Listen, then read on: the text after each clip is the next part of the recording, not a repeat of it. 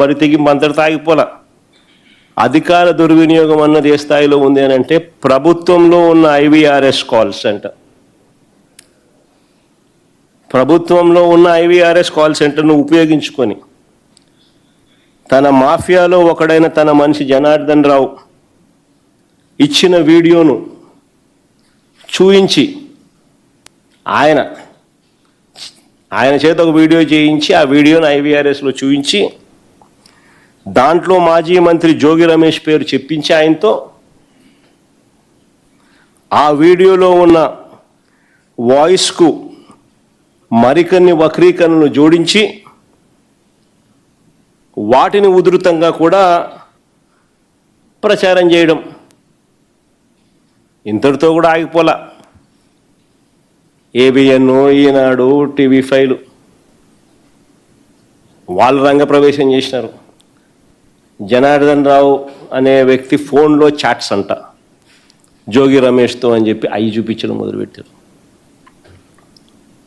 చూడండి ఒకసారి, చేసేది వీళ్ళే. డైవర్ట్ చేస్తూ ఇంకొకరి మీద బురద జల్లుతూ ఏ రకంగా కథా స్క్రీన్ ప్లే డైరెక్షన్ ఏ రకంగా జరుగుతూ ఉందో.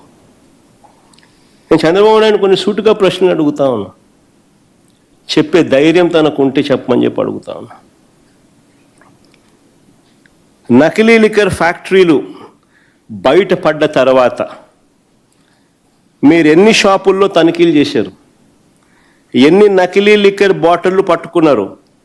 ఏ షాపుల్లో గుర్తించారు? ఒకటిలా అన్ని షాపులు వీళ్ళయే, పట్టుకుంటే అన్ని చోట్ల దొరుకుతాయి కాబట్టి యాయి చేయరు. ఇదే జనార్దన్ రావు విదేశాల నుంచి వస్తూ ఉన్నప్పుడు వస్తున్నాడని చెప్పి మీకు తెలిసినాడు, మీ పేపర్లో మీరే రాసినారు 2 రోజులు ఆయన వస్తున్నాడని. మరి ఆయన ఎందుకు అరెస్ట్ చేయలేదు?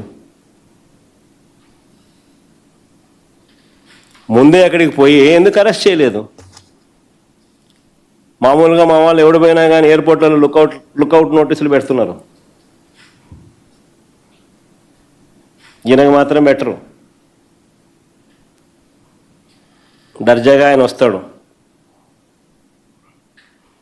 నేను అడుగుతా ఉన్నా, మరి ఈ జనార్దన్ రావు అనే ఈ మనిషి వీడియోలో ఎలా మాట్లాడగలిగాడు?